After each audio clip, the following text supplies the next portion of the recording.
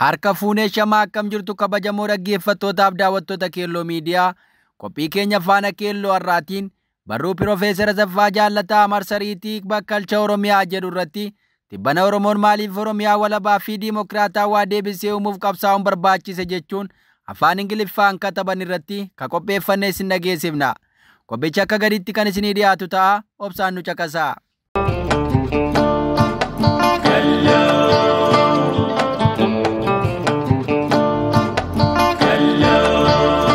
Keelloo Miidiyaa.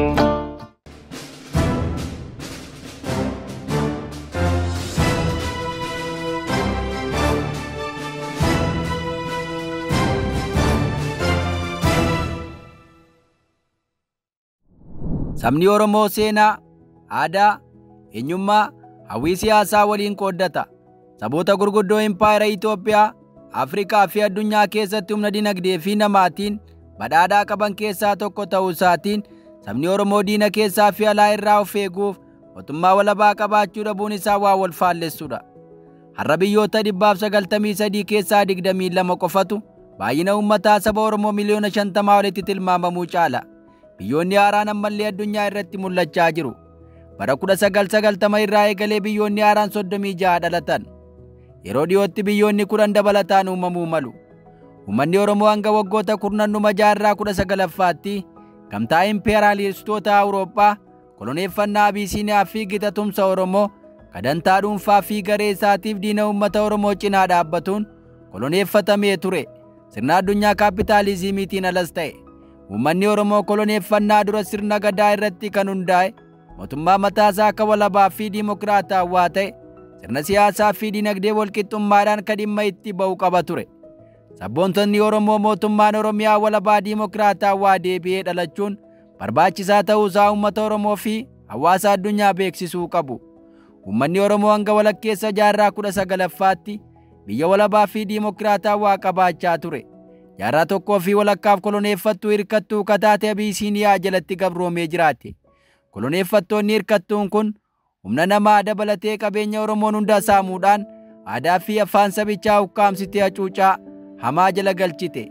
Jalqaba jaarraa 19ffaa keessa yeroo Oromoon waraana buttaan biyya isaa deebifachuuf lolu gosoonni Oromoo hedduun mootummaa gadaa tokko jala turan. Sirni gadaa uummanni Oromoo biyya isaa harkaa fudhatee akka deebifatuu fi baay'ina uummataa dabalaa dhufe keessummeessuuf aangoo siyaasaa fi waraanaa argamsiiseera. Oromoon bara 1522 fi bara 1618 gidduutti lola buttaa 12 lole. Biyya Oromoo Oromiyaa jedhamtu irraa deebisee dhaabeera. Walakkeessa jaarraa 16ffaa irraa kaasee hanga walakkeessa jaarraa 19ffaatti Oromoon naannoo isaa irratti olaantummaa qabaataa ture. Yeroo sanatti humni kamuu Oromoon cabsee hacuucuu hin danda'u ture. Hanga walakkeessa jaarraa 17ffaatti gosti Oromoo hundi mootummaa gadaa tokko jala jiraachaa akka turan yoo ta'u, boodarra Rippaabilika Gadaa Oromiyaa hundeessuun konfedereeshinii ijaarratan.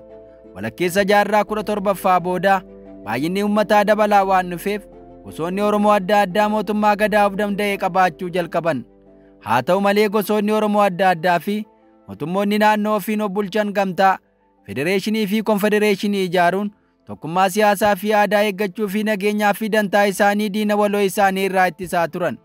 Dhaabbileen Habashaa hundi jechuun kan danda'amu mootummaan yoo nafxanyaa biyyi waliin michoomaniiru. Sababni isaas Itoophiyaa ulfina qabeettii jedhamtu akka deebisu waan ibseef hooggantoota ishee duraanii jechuunis Minilik, Haile Sillaasee fi Mangistuu Hayilamaariyaam leelliseeraa fi akeekni siyaasaa Abiyyi Ahimad Impaayera Habashaa bifa seenaa, aadaa fi afaan Amaaraatiin deebisanii ijaaruu fi sabboonummaa Oromoo sabboontota Oromoo jaarmaa'ota kan akka adda bilisummaa Oromoo, waraana bilisummaa Oromoo fi koongireensii federaalawaa Oromoo KFO irratti duuluudhaan aangoo guutuu gonfachuudha. Mootummaan Abiyyi hooggansa adda bilisummaa Oromoo fi waraanni isaa Eertiraa irraa gara Oromiyaatti deebi'ee mirga Oromoo karaa nagaa akka qabsaa'u affeere. Akkaataan waraanni bilisummaa Oromoo adoolessa 15 bara 2018 Finfinneetti simatame yaada mootummaa fi diinota Oromoo ol ture. Gabaasa isaa adoolessa 15 bara 2018 Aljeeziraan haalaan ibseera. Namoonni 100,000 lakkaa'aman adda bilisummaa Oromoo kan mootummaan Itoophiyaa shororkeessaadha jedheen alaabaa isaa qabatanii simataniiru jechuun gabaase. Maddi wal fakkaataan kun akkasumas qabsaa'onni waraana bilisummaa Oromoo 500,000 ta'an Eertiraa irraa gara Oromiyaatti deebi'uu isaanii ibseera. Wanti namoota baay'ee biratti ifa hin taane garuu Oromiyaa keessatti hooggantoonnii fi loltoonni waraana bilisummaa Oromoo baay'inaan kan turan yoo ta'u, hooggantoonnii fi miseensonni tokko tokko Eertiraa irraa deebi'aa turan. Qabsaa'onni waraana bilisummaa Oromoo gara Oromiyaatti deebi'an tokko tokko mootummaan miidhaa fi haala hamaa ergaa irraa ga'ee booda qabsaa'onni waraana bilisummaa Oromoo duraan Oromiyaa keessa jiran sun waliigaltee nagaa hooggansi adda bilisummaa Oromoo mootummaa Abiyyi waliin godhe shakkuun qabsoo hidhannoo itti fufuu murteeffatan. Suuta suutaan addi bilisummaa Oromoo hooggansa waraana bilisummaa Oromoo irraa gargar ba'e. Mootummaan Abiyyi muddee 19 bara 2018 waboo fi hooggansa isaa hundee irraa buqqisuuf toora nageenyaa isaa fi raayyaa ittisa biyyaa Itoophiyaa gara Wallaggaa fi Gujiitti bobbaase. Suuta suutaan Kumsaa Dirribaan kan uummanni mararteef Jaalmarroo jedhanii waaman ajajaa olaanaa ABO ta'uun muudame. Jaalmarroo fi Jaalgammachuu Abbooyyee itti aanaan isaa imaammataa fi gocha mootummaa Abiyyi irratti quufa dhabuu isaanii ibsuun mootummaan kun itti fufiinsa mootummaa koloneeffataa duraaniiti jechuun labsan. Muddee 19 bara 2018 raayyaan ittisa biyyaa Itoophiyaa humna isaa jumulaan guutummaa naannoo Oromiyaa baay'inaan zoonii Wallaggaa fi Gujiitti bobba'uun waraanni magaalota gidduutti buufata qotuu fi da'annoo tolfachuu jalqabuu isaa uummanni ijaan argee ragaa ba'aa ture. Jaalmarroon qabsoo akka itti fufu uummata walitti qabee ibsuu eegale. Mootummaan PP bulchiinsa wayyaanee irraa barachuu dadhabuun dararaa isaa akka duraa caalaa ammeessuun itti fufsiise. Walakkaa waggaaf Abiyyi ifatti aangoo isaaf kenname hordofuun biyyattii ce'umsa gara dimokiraasii jala galchuuf waadaa seene, garuu ammoo waadaa sana kabajuu hin dandeenye. Abiyyi qaama sochii dargaggootaan turre. Ammas garbaa fi wareegama dargaggoota Oromootiin gara aangootti dhufe. Hawaasa bal'aan Oromiyaa keessatti ifatti akka gantuutti ilaalamaa ture. Abiyyi erga aangootti dhufee booda qaamolee carraa qaban hawwachuu, hojii, lafaa fi maallaqa isaaniif kennuudhaan warra sabboonummaa irratti duulu, ukkaamsuu fi ajjeesuudhaan sochii qeerroo fi qarree qooduu injifachuu eegale.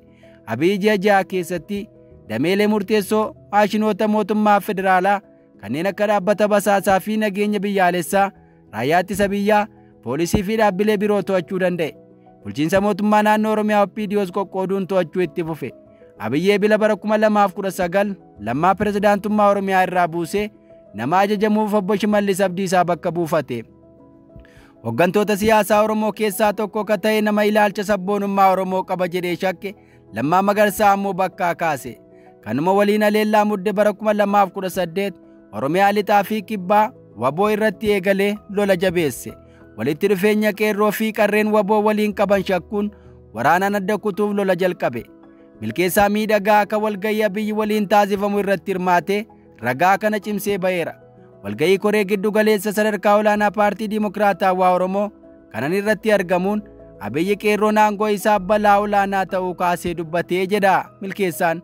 Dubbii isaa kanaan qeerroon hidhannoo qawwee hin qabne kun waraana bilisummaa Oromoo caalaa balaa baata jechuun Abiyyi dubbachuu isaa dubbata. Qondaalli mootummaa duraanii kun Abiyyi muddee bara 2018 irraa eegalee shororkeessummaa mootummaa mul'isuun sochii saba Oromoo caccabsuuf ilaalcha durii Itoophiyummaa deebisee hundeessuuf akkasumas gitanii nafxanyaa qubattoota koloneeffataa gargaaramuun deeggarsa isaaniin haleellaa jalqabe.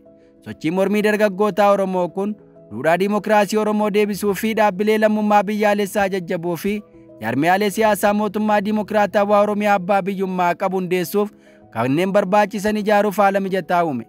Kunis mootummaa Dimokiraatawaa biyyoota hedduu konfederaalaatti makamuu danda'a.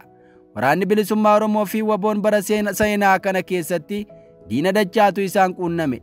Mootummaan nafxanyaa fi michoota isaa kan akka mootummaa naannoo Amaaraa, humna addaa Amaaraa dabalatee garee shororkeessaa Faannoo jedhamu, humni waraanaa Somaalee, loltoota Eertiraa fi humnoonni naannoo biroo kan akka Somaalee fi Sidaamaa naannoo Walloo, Wallaggaa, Tuulamaa fi Gujiitti Oromoo irratti bobba'an.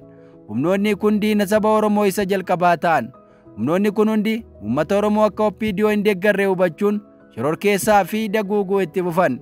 Gochoonni kun kutannoo fi murannoo waboo fi uummanni Oromoo qabsoo bilisummaa isaaf cimsuuf qaban ni dabala.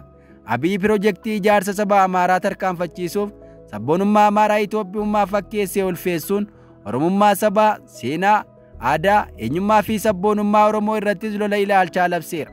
Kaayyoo siyaasaa kana galmaan ga'uuf dhaabbilee siyaasaa fi aadaa walaba ta'an xiqqeessuu fi itti duulee ture. Hooggantoota sabboontota Oromoo mana hidhaatti hidhuun alatti humni waraanaa fi tika isaa mudde tokko bara 2021 abbaa gadaa dabalatee hooggantoota gadaa Oromoo Karrayyuu kanneen 14 ta'an ajjeesuun sobaan waraana bilisummaa Oromoo ittiin komateeraa jiru Profeesar Asaffaa Jaallataa barruu isaanii tibbana katabaniin. Egaa dhaggeeffattoota Keelloo Miidiyaa qophii nuti har'a qabannee dhiyaanne kanan gammaa dhaggeeffattan ture. Qophii wal fakkaatuun hanga walitti deebinutti nagaan nu tura.